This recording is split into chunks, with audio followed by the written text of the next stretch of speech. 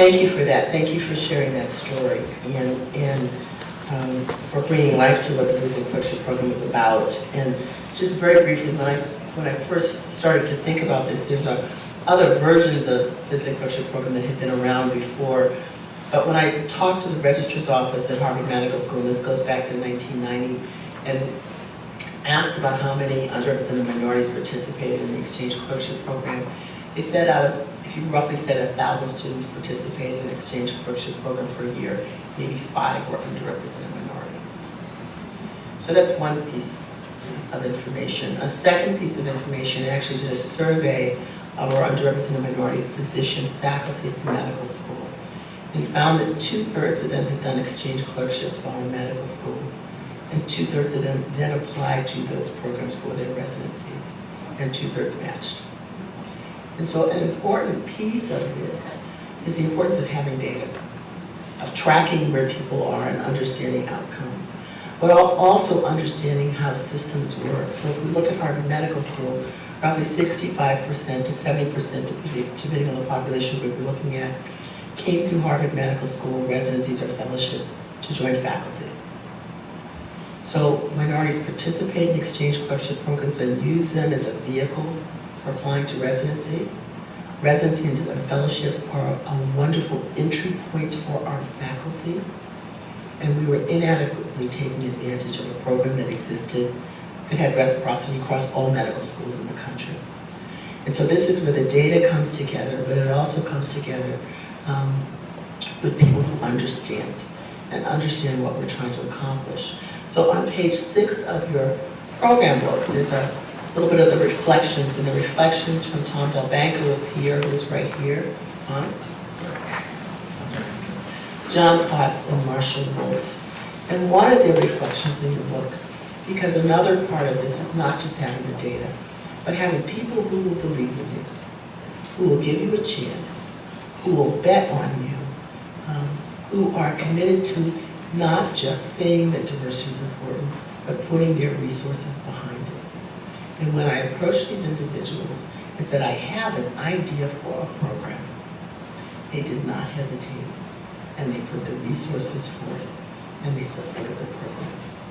And so as you congratulate me and thank me, I think what you really need to realize is these individuals who create a space for the rest of us to do what we want to do and to move things forward.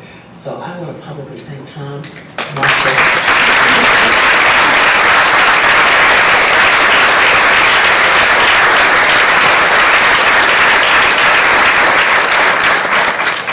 When we started this, looking back over these over 1,000 students who come through the program, we found out that by the time they got here, about 49% of those who were risk takers even thought about ever applying to a Harvard residency program. At the end of their 1-month rotation, 73% were applying to Harvard programs. It can make a difference. The other group of individuals, I think it's critical that we acknowledge and thank, and as you talk about, Dr. Salazar talks about gaining the support of a department and then the institution, is our Harvard hospitals. So visiting clerkship program exists because of our Harvard teaching hospitals and the leadership in those hospitals who have funded this program from the beginning. Tom, Marshall, and John, they started that first year, and I gotta tell you, I was driving people around in cars, and they were riding in the car with me with my daughter's balloons, going to parties, and a whole bunch of other kind of stuff. But then once we said proof of concept, it can work, it is the Harvard hospitals that have supported it and continue to support it. So I want to publicly thank Beth Israel Deaconess Medical Center, Brigham and Women's Hospital, Boston Children's Hospital, and Massachusetts General Hospital for over 25 years of support for this program.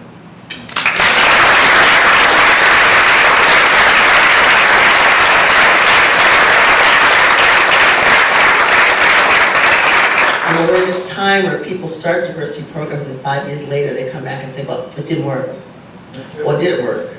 You know, I think about the first 5 years of the program when people would come to me and say, it hasn't worked, we don't have more minority faculty.